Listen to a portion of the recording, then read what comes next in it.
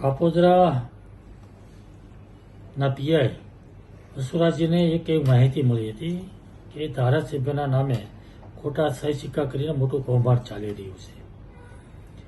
આ માહિતીના આધારે કાપોદરા પીઆઈએ સંપૂર્ણ રીતે તપાસ કરીને એક ઓરિસ્સાવાસી સંખ્યાની ધરપકડ કરી છે, જે કોસાડ આવાસમાં રહે છે.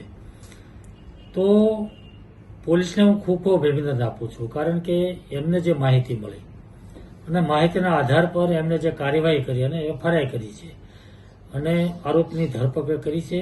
પોલીસને હું અભિનંદન આપું છું અને આના જે કાયદેસરની કાર્યવાહી થઈ છે એવી જાણ મારામાં આવી છે અને મને જાણકારી મળી છે અને પીઆઈ સાથે મેં વાત પણ કરી છે.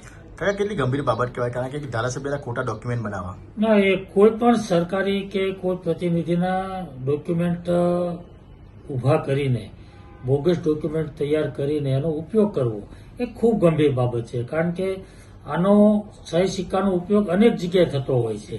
એટલે કોઈ એવા ખોટા મોટા કામ કરીને કોઈ ખોટા ડોક્યુમેન્ટ ઊભા કરીને ખૂબ ગંભીર પ્રકારનો ગુનો ઊભો થાય એવી પ્રવૃત્તિ એમને કરી છે.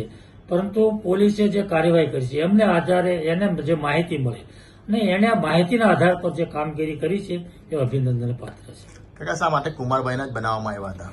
ના, એ તો કોઈ પણ ધારાસભ્યના બની શકે અને આ પહેલા પણ કામરેજના ધારાસભ્ય વિલીભાઈ ઝાલાવાડિયાના પણ ડોક્યુમેન્ટ ઊભા કરવામાં આવ્યા હતા અને આ વખતે મારા સહી સિક્કા જે ડુપ્લિકેટ બનાવ્યા છે.